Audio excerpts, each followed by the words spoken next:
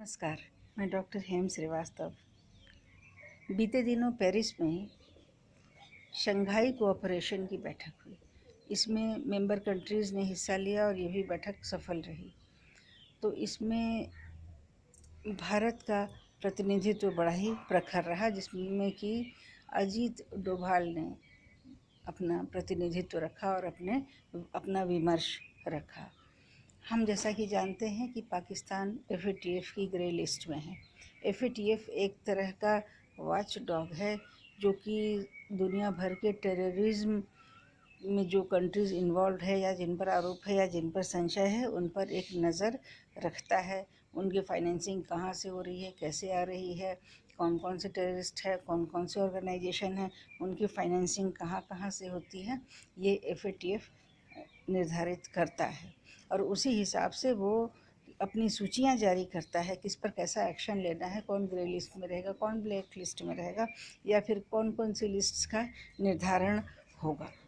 तो इस बैठक की काफ़ी प्रखर बात रही, प्रमुख बात ये रही कि अजीत डोभाल जी ने, जो कि भारत के सुरक्षा के नियामक हैं, उन्होंने बड़े प्रखरता से इस मीटिंग में ये बात रख दी कि हमारे बीच में, हमारे मीटिंग में एक टेररिस्ट देश भी बैठा है।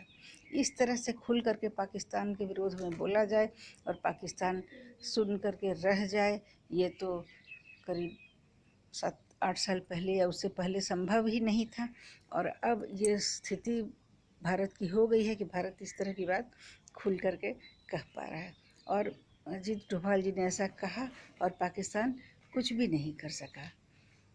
तो और उन्होंने एक बात और ये रखी कि FATF तो सूचियां जारी कर रहा है, ग्रे लिस्ट में आना ही बड़ी गंभीर बात है। यद्यपि कि पाकिस्तान को तो ब्लैक लिस्ट के लायक है, परंतु ये जो ग्रे लिस्ट में है तो इसके मद्देनज़र अब ऐसा होना चाहिए कि अगर FATF ग्रे लिस्ट में रखता है तो उसने जो फॉर्मुलेशन किया है ग्रे लिस्ट के लिए, जो नीतियाँ निर्धारण की हैं, पाकिस्तान को हर फोरम पर उसको फेस करना पड़े।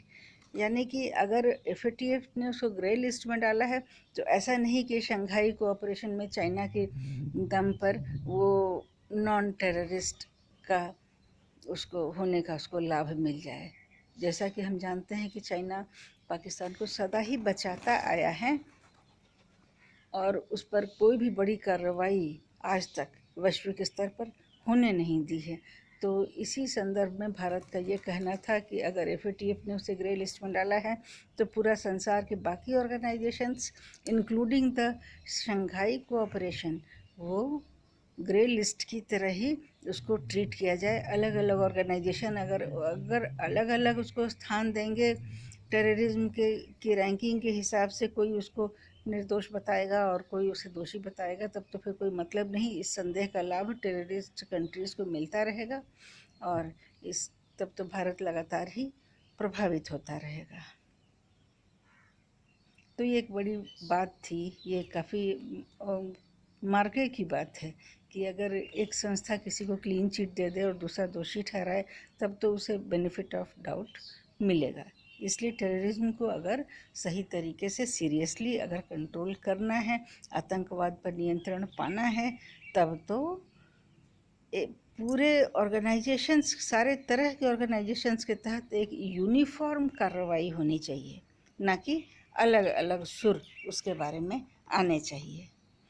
अगले वीडियो में फिर मिलते हैं। जय हिंद, जय भारत।